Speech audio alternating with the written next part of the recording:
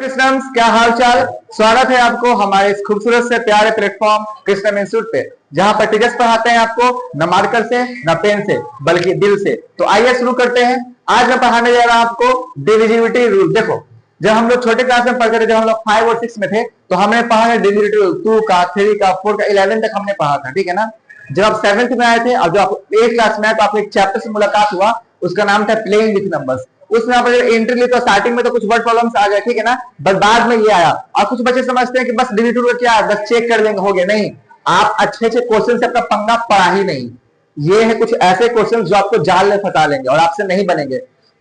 इसी तो कृष्णा सर हैं। तो आप बिल्कुल इस वीडियो में बने रहिए और देखिए कैसे पूरे क्वेश्चंस को, टफ से टफ क्वेश्चंस को मैं कैसे बनाता हूं और आप भी सीखेंगे, ठीक है। तो पहला क्वेश्चन कह रहा है फाइंड ऑल पॉसिबल वैल्यू। याद रखना, कहीं भी लिखा है पॉसिबल वैल्यू, उसका मतलब हमेशा होता है कि उसका आंसर 1 नहीं आएगा। वो डिपेंड करता है उसका कंडीशन के ऊपर, ठीक है ना। उसका आंसर कुछ भी आ सकता है। पॉसिबल का मतलब है कि अनगिनत कुछ भी आंसर हो सकता है इसका। पॉसिबल लेके लिखना जो सही हो, सुटेबल आंसर। x का वैल्यू निकालना फॉर विच द नंबर, ये 7x3 इज डिविजिबल बाय 3। आज तक आप पढ़ते आ रहे थे कि सर यहाँ कोई नंबर है 732 या कुछ भी करके नंबर है सर 752 है, ये नंबर क्या 3 डिविजिबल है। बट आज ऐसा क्वेश्चन आ चुका है जिसमें बीच में आ गया है x।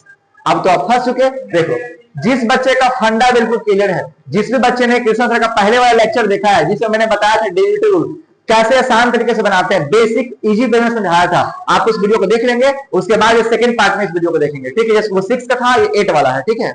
आगे बढ़ते हैं। तो बनाने का ट्रिक क्या था? ट्रिक ये था कि 3 से कौन सा नंबर डिविजिबल होता है। 3 से वो नंबर डिवाइड होगा यदि सबको जोड़ने पे, यदि वो नंबर 3 से डिविजिबल हो जाए, इसका मतलब नंबर 3 से डिविजिबल होता था। तो एक काम करो, सबको जोड़ो, यानी 7 प्लस x प्लस 3। अगर जोड़ने पे कोई ऐसा नंबर आए जो 3 से डिविजिबल हो तो वो क्या होगा? वो क्या होगा? फिर हो जाएगा। दिमाग लगाओ, 7 3 10 कितना हो गया? तो 10 तो यही तो हो गया, 10 तो यही तो हो गया ना। एक बात बताओ, तो अब 10 तो हो गया, तो कम तो जा नहीं सकते, ऐड वाला है ना सर। अगर 2 रहे, x कितना रहे? 2, तो 10 2 हो जाएगा 12। अब 12 3 के टेबल में आता है, यानी कि x क्या हो गया? x हो सकता है, पता क्या, ये x हो सकता है 2। क्या हो सकता है? 2। एक और बार बताओ, और देखो, 7 3 10, ये x हो सकता है 5। क्या हो सकता है? 5। ये x हो सकता है, पता कितना? 7 3 10 और कितना? 8। ये हो x पता कितना? 7 3 10 और 10 और 10 और 10 11 हो सकता है।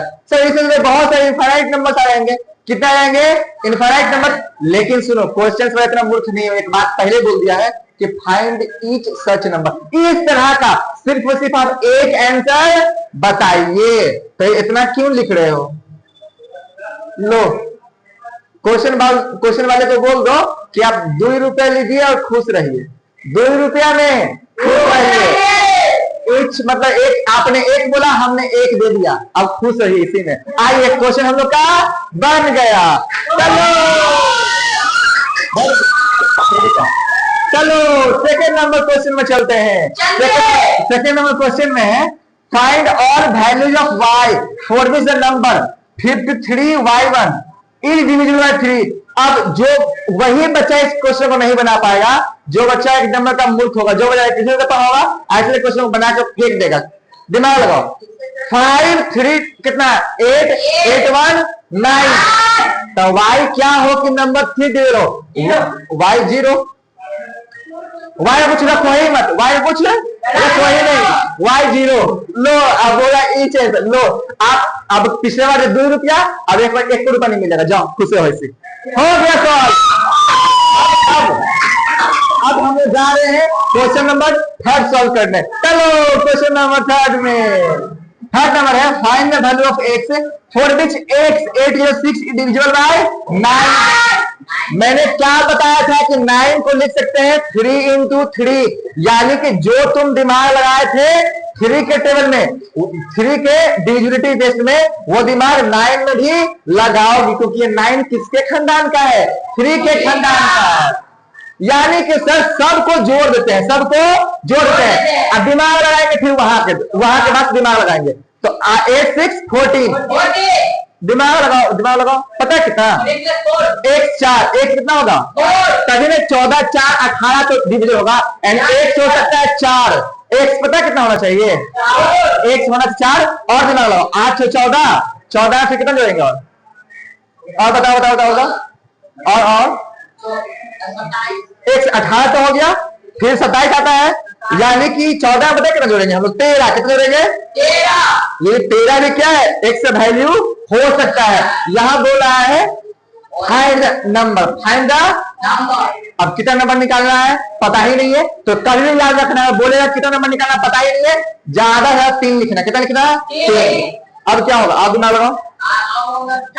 36 ना, अब पहले 14 हो चुका है, यानी अब हम लोग पता कितना लगाना पड़ेगा? 22। कितना लिखना पड़ेगा? 22। यानी कि सर अगर x क्या हो गया? 22 अगर हो जाएगा तो ये नंबर क्या हो जाएगा? 9 से डिविजिबल हो जाएगा। इस तरह क्वेश्चन समझ में आ रहा है अच्छे से?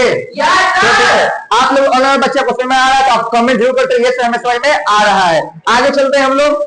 Find the value of z, तो इसको हमने दे दिया 3 मौका। कितना मौका? 3 मौका। 4 रुपए लेके खुश रहो, 13 रुपए का 22 रुपए लेके खुश रहो। यहाँ पैसा नहीं है सुधारने का तरीका, यानी इतने आंसर आ गए। सर इसका आंसर इतना ही हो क्या? नहीं भाई, इसका आंसर देखो यहाँ पे खुलेआम बोल दिया, फाइंड द नंबर। लेकिन आप पता है अब यहाँ पे एक ट्रिक है। अगर बुक वाला लिखा होगा find the number, find the, तो इनफाइनाइट लेंगे। कितना लेंगे? लेकिन यहाँ तो बोल दिया नंबर, यानी इसका आंसर कितना होगा? सिर्फ 4। क्वेश्चन के अकॉर्डिंग मैं काम कर रहा हूं, मैं चल रहा हूं। आपने ऐसा कहा, हमने ऐसा कर दिया, ऐसा आंसर आ गया। अब हमारी क्या गलती? आप हमें बोल रहे हो कि गलत है, तो आपको शर्म लिख रहा, आप लिखो एस यहाँ पे, हम देते हैं इनफाइनाइट नंबर। इतना इनफाइनाइट नंबर लिखेंगे कैसे नहीं कर पाओगे आप? ठीक है, आगे चलते हैं। Find the value of z for this number 4 7 1 z 8 divisible by 9। ये भी क्वेश्चन काफी इजी है। 4 और 7 11, 11 1 12, 12 8 20। और एक सेकंड, 4 7 11, 11 1 12, 8 20 हो गया। अब बचा z ना, तो क्या लिखे कि 9 से डिविजिबल हो जाएगा? क्या लिखेंगे? पता कितना लिखेंगे? यहां लिखेंगे हम लोग, पता है 7। कितना लिखेंगे? क्योंकि 9 तिहाई 27, यानी कि जेड का वैल्यू यदि क्या होगा? 7 होगा तो डिविजिबल हो जाएगा। और क्या क्या हो सकता है? लेकिन तो यहाँ बोला नंबर, कितना बोला है? यानी सिर्फ एक नंबर। इसका आंसर कितना आ गया? 7। तो इस तरह क्वेश्चन कभी भी लाइफ में आएगा तो क्या आप बना लोगे?